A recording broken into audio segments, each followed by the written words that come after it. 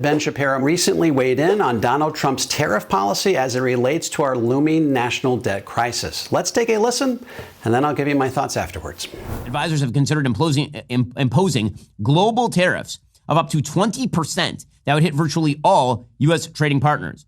Trump and his team for months promoted such a plan on the campaign trail before the president publicly ditched it in favor of that so-called reciprocal tariff plan that is still possibly on the table. Whatever the final plan, the official said, the president wants the policy to be, quote, big and simple, which means the final action will be broader than earlier plans to prioritize levying tariffs on the U.S.'s biggest trading partners, about 15% of the world's nations, which Treasury Secretary Scott Bessent had labeled in the media appearances as, quote, the dirty 15. Now, again, this is not good policy. It just isn't.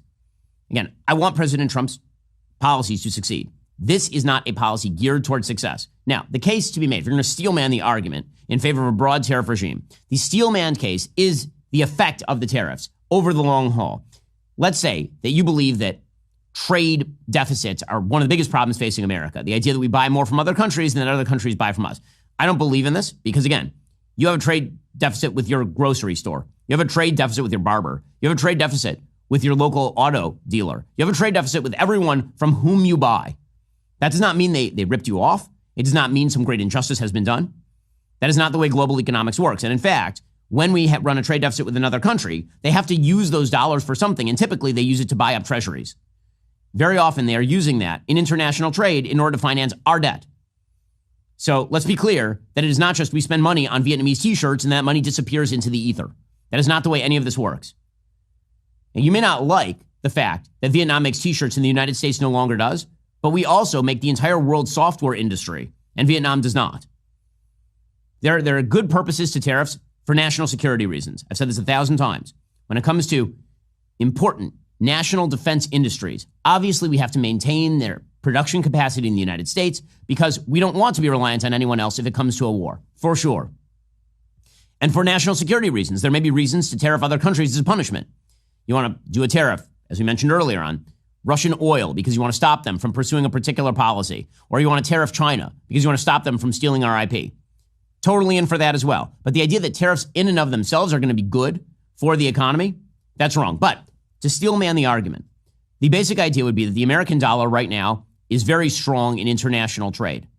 And the reason the American dollar is very strong is there's a large demand for American treasuries and services and all of that because of the trade deficits that we run. If you end those trade deficits and you rebalance it, you weaken the American dollar. What is the good part about weakening the American dollar? Well, if you're President Trump, the good part about weakening the American dollar is that it leads to more domestic consumption because everything becomes more expensive imported from overseas to the United States. Your dollar doesn't go as far. It's not as strong.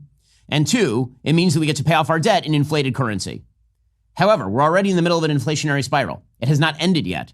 And so the deliberate idea that we are going to essentially inflate the currency by weakening it against other currencies and making prices higher for Americans in the process, that's a lot of pain for what I think is not a lot of gain. The reality is we are not going to, at this rate, inflate our way out of our national debt without crushing the economy.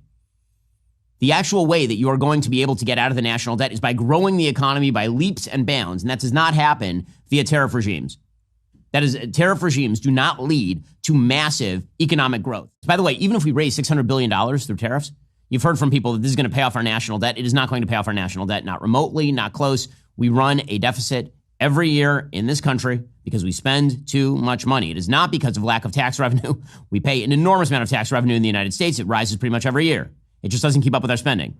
Okay, so a couple of points here. First off, tariff revenue is not going to replace the federal income tax. Best case scenario, it brings in another $600 billion in revenue, which is, by the way, a highly suspect claim. While tariffs could bring in more revenue, it would likely depress the economy along the way, and that would lead to lower federal revenues. And that, in turn, exacerbates the debt. Furthermore, we have a nearly $2 trillion annual deficit, so before you start talking about paying off the debt, you have to figure out how to close that $2 trillion annual fiscal shortfall. By the way, if Trump extends his tax cuts for another 8 years, that alone would add an additional $4.6 trillion to the national debt, which would largely offset any additional revenue, if any, that comes from tariffs.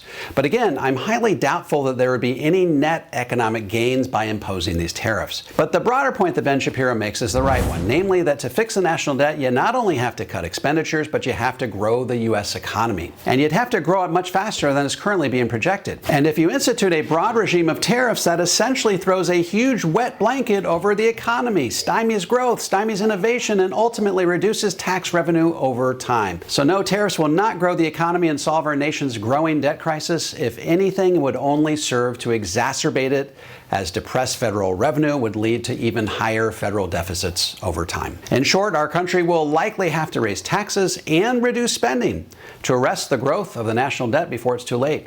A Penn Wharton study recently said that drastic measures need to be taken prior to 2040, or no combination of raising taxes or reducing spending will prevent the financial collapse of our nation. Tariffs do not figure into the solution on the national debt crisis. If anything, they will only serve to accelerate it. So what does all this have to do with retirement planning, which is the primary focus of this channel? Well, if you have the lion's share of your retirement savings squirreled away in a 401k or IRA, you may want to consider a Roth conversion. Pay taxes on those assets at today's historically low tax rates so that by the time taxes do skyrocket, you have done all the heavy lifting and can take that money out 100% tax-free. You want to shift that money slowly enough that you don't rise into a tax bracket that gives you heartburn, but quickly enough that you get all that heavy lifting done before tax rates go up for good. And when are they likely to go up for good? Probably sometime between 2034 and 2040. This is David McKnight. Thanks for watching.